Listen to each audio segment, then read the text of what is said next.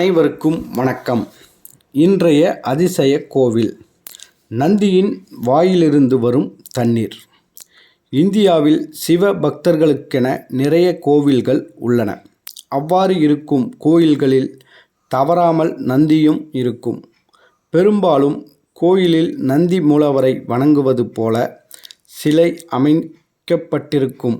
ஆனால் அருள்மிகு வாலீஸ்வரர் ஆலயம் திருக்காரிக்கரையில் இருக்கும் நந்தி ஆச்சரியமிக்கதாக இருந்து வருகிறது.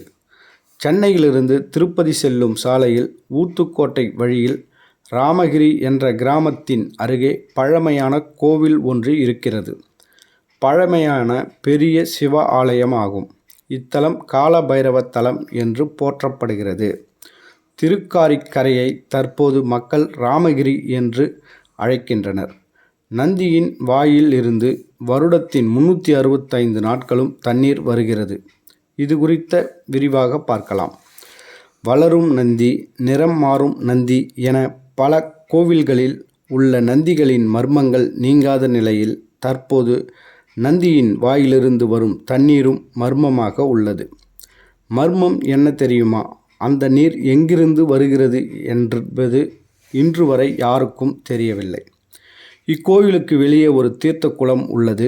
நந்தி சிலையின் வாயிலிருந்து இந்த நீர் கொட்டுகிறது. நந்தியின் வாயிலிருந்து நீர் அருவியாய் பாய்கிறது. இந்த நந்தியின் வாயிலிருந்து கொட்டும் நீர் வருடம் முழுவதும் 365 நாட்களிலும் அளவு மாறாமல் அதே அளவு நீர் வெளியேறுகிறது. இதுதான் யாருக்கும் புலப்படாத ஒன்று. இந்த நீர் மிகவும் சுவை மிக்கதாகவும் இனிப்புத்தன்மை ஒத்ததாகவும் இருப்பதாக கூறுகின்றனர்.